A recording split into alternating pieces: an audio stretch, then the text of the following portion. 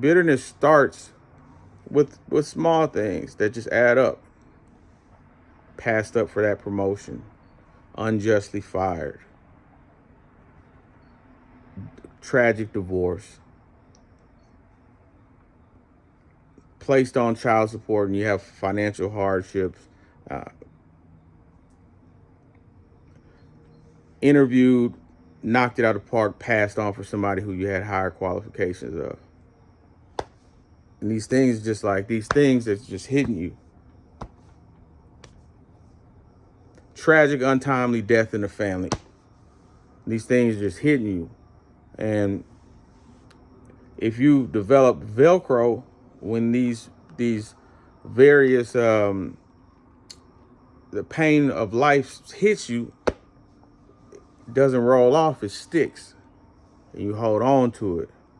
And you hold on to this, this dude played you out of this business deal. You hold on to this dude backstab you. You hold on to, you thought you were helping this brother out, loaning this, she never paid you. You hold on to, you treated this woman right, you was good to her, this, that, and the other. You had a little bit of hard time, she did. You hold on to, she cheat, and when these things start holding on to you, though they may not be heavy in earthly weight, they can be very heavy in spiritual weight. And then it starts to impact your spirit, how you view things. And the first thing that it eradicates is your good faith. And you start having a default negative outlook. Man, you hear about something that someone's working on, man, these niggas just be talking, man. Niggas just be this a subject comes up and yeah, man, fuck, you bitches ain't about shit, this, that, and the other. You hear in your default stance on things begins to be one of pessimism. And that pessimism begins to grow because your reticular activating system begins giving you more and more examples of it. So we have to be very careful as black men and very intentional in not becoming bitter. And how do we not become bitter? Well, a couple things. One, everything that hits us, we got to let roll off. The only thing that remains is the lesson and the wisdom gained. That way, when the muscle tears, it grows back stronger. We got to let it roll off. And when we let it roll off, we're able to just take the lesson. And though we will be hurt, though we will be broken, though we will be disappointed, we can never let the disappointment, the hurt, or the brokenness make us be deterred from showing up in a virtuous and noble way. That's when we start dying. That's when you are courageously loving so this, that, and the other. It ain't work out, man. Fuck all these hoes. That part of you just died. You just lost a part of your heart. Not saying that you need to be out here as a lover boy. I just picked that as a low-hanging fruit example. But hey, you pursued this entrepreneurial venture. Didn't work out. Guys jerked you. Nah, man, that's why you can't fuck with niggas. These things, these internalized events, when they don't roll off, they start becoming a part of your philosophy. So I think we have to engage in preventative bitterness activity. And how we can do that is by monitoring and realizing where we are finding ourselves bitter. And when you find yourself bitter, it's pretty easy to spot out because you find yourself regularly in dialogue about the negativity, flaw, or pessimistic outlook about a subject to the point where you repeatedly engage in it. And when you find yourself there, you have to take a step back and you have to look at, hold up, man, what's fueling this? Recently I found myself like, I'm just finding myself like, man, I've grown very bitter in regards to women. I've grown very bitter in my general outlook on women. But when I thought about it and I was like, okay, well, I've been in these clubhouse rooms. I've been in this, had a situation happen in a relationship, and it left me with a bitterness to the point where I'm like, man, these hoes are so full of shit. Man, bitches ain't about nothing, man. Yeah, and it started becoming my narrative, right? So in that bitterness, now I'm seeing other things to be bitter about. I'm actually finding myself seeking out places that I can go engage in witnessing the very thing that I'm bitter about, the ignorance in this. So when you catch yourself bitter about something, now you can actually you brought it into awareness, and now you can start working on that. And start working on how do you work on something? Well, you work on something by a solution oriented approach. Okay, what's causing me to feel that way? Okay, I understand. What's causing me to feel that way is, you know, I realize that there is no special good girl thing. That's just not the case. This romantic love seems to be somewhat of a fan. Okay, that cool. That's fair. That's fair. Now what? Now let me start working on some things. How am I viewing this? What lens am I viewing it from? Is there a better way that I could show up to have a heightened experience that would be different from this? You know what? Yeah, I think I need to take a step back. Let me take a step back and let me work on let me work on just showing up as the best me, because an enhanced me will put out an enhanced experience, which will attract maybe enhanced people. So no, you're not doing it for, you know, in this case, the woman. You're doing it for an evolved experience that would be one above the problems or the frustrations that you have now, because the frustration is usually fueled by an unresolved issue. Man, fuck these niggas. I don't fuck with niggas. Man, this, that, and the other. Because the times that you've engaged with, brother, you've always wound up getting the short end of the stick. Okay, this is causing me to have disdain and a lack of belief in the man made in my own image. How can I? Okay, let me practice some.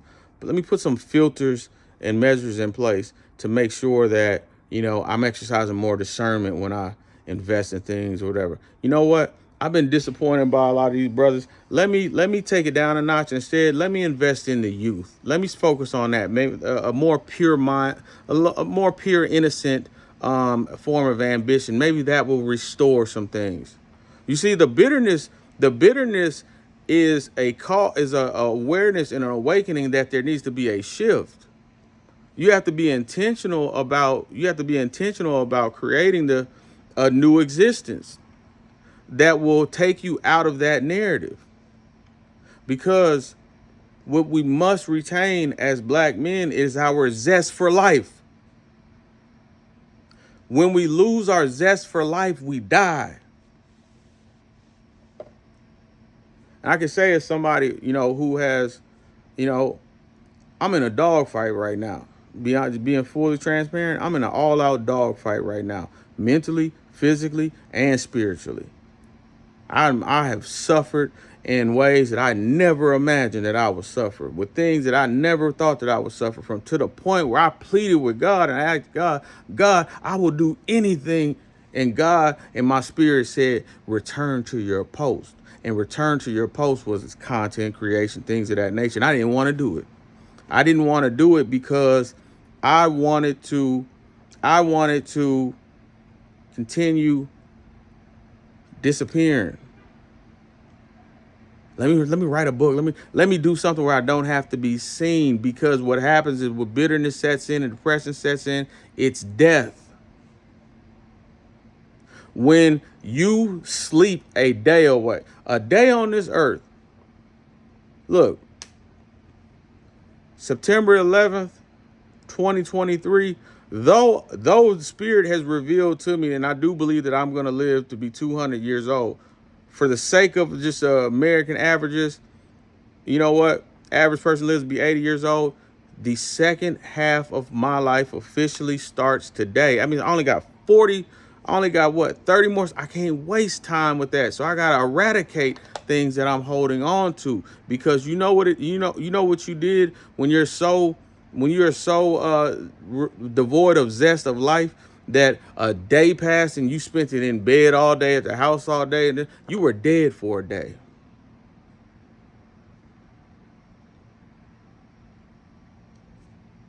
You don't want that. We don't want that. Squash plex with the people who you can squash plex with. If you can let it go, let it go. Velcro, a lot of us need to have a Velcro removal operation because we holding on to so much stuff. If it's let goable, let it go.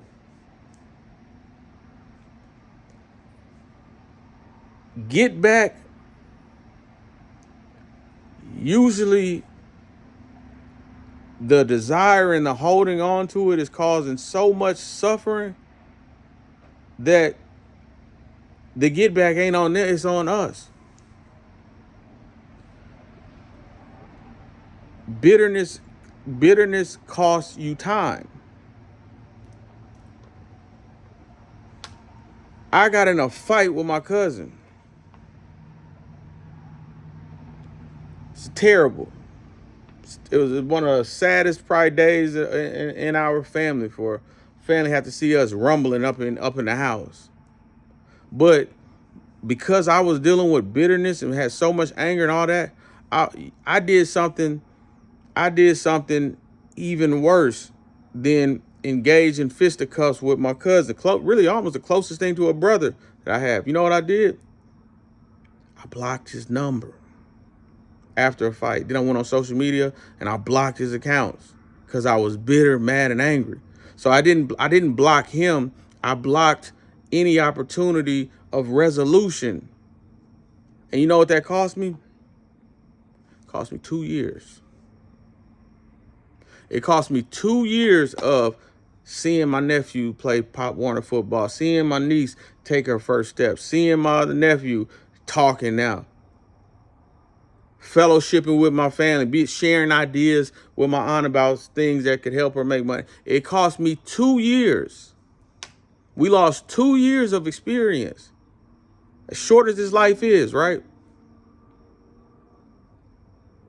Lost 640 days, give or take. 720 days, something like that. Because I'm too bitter. I'm too angry to talk to. He shouldn't have done this. Bitterness will kill you. Your zest for life is literally your fuel as a black man. Our superpower is how we are able to transmute pain, trauma, all those things into greatness. That's why we have so many amazing fathers that didn't have a father, grew up, man, because they transmuted the pain. But it's not limited to just that area. We can transmute the pain of a failed marriage. We can transmute the pain of a skipped over job promotion. We can transmute the pain of that into greatness. But we have to continue having the zest for life. Without the zest for life, we don't have the fuel. Without the fuel, we become my father. Sitting in a house estranged from your own son for no goddamn reason. Because you bitter.